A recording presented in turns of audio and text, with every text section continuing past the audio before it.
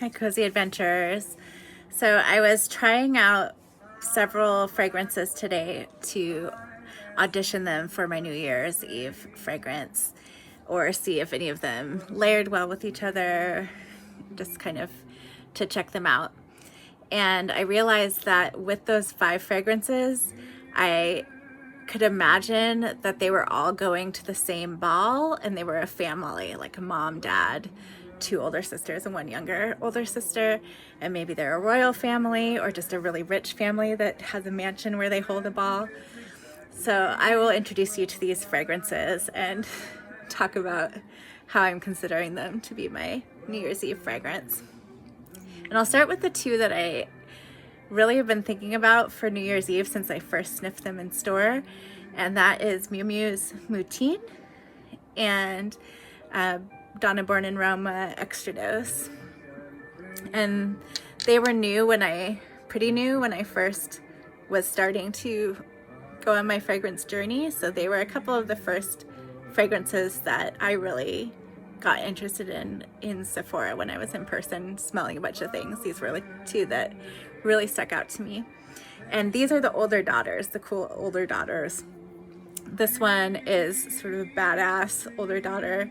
It smells like a jammy berry and vanilla and rum, like a strong rum. And somehow the way the rum and the berry interact, it ends up smelling like coconut too. And it all smells sort of like a boozy, sweet cocktail naughtiness there. And Miu Miu is strawberry and patchouli.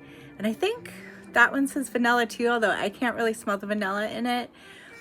On paper, it was a lot sweeter than on my skin. I really don't get the sweetness, and I think that might be that the patchouli I'm smelling so strongly, but it is a sparkling, effervescent, feels like champagne, even though it doesn't say it has a champagne note, kind of fragrance. And it just immediately gave me this uplifted feeling of wanting to be out and party and run around New York City, or, you know, live life.